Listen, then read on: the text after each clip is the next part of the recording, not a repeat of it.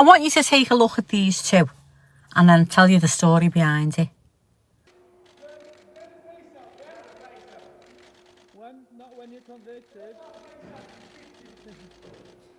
So 6 years ago, Andrew Harper was killed brutally for doing his job. He was just 28 years of age. He was responding to a report of a stolen quad bike when his strap was caught in and attached to a car, and it dragged him along the road.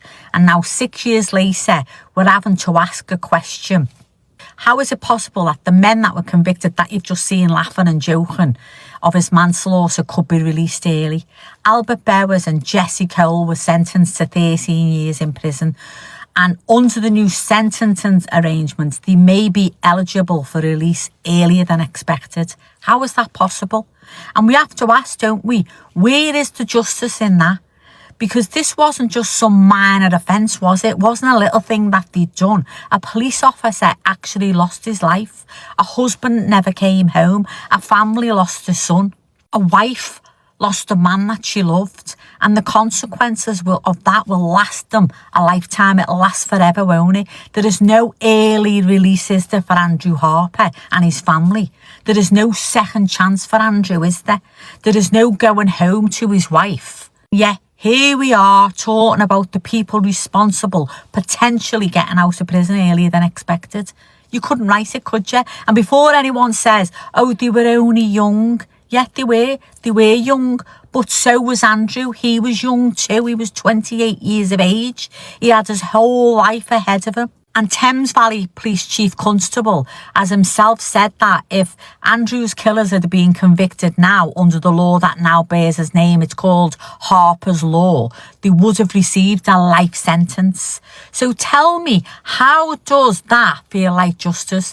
And this isn't about revenge. It's about whether the punishment reflects the seriousness of what happened.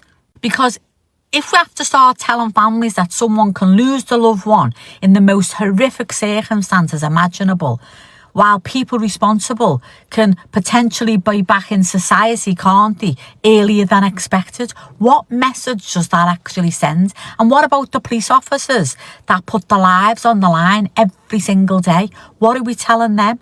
Andrew Harper was only doing his job, wasn't he? He was trying to protect people, and he paid for it with his life. So today I don't want to focus on the people who killed him. I want to focus on Andrew and his wife Lizzie, his mum, his family, his friends, his colleagues, and every first responder who attended that horrific scene. And 6 years on, Andrew Harper should be remembered not just as a name in a newspaper, not as just a case, but as a young police officer who went to work one night and he didn't come home.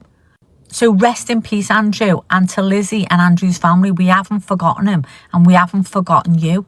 What do you think? Do you think that, they were young, they didn't know what they were doing, and yet it's right for them to be released early? Or do you think, no, they should have served longer in prison? Let me know your thoughts in the comments, and don't forget to subscribe. I'll see you all later. Ta.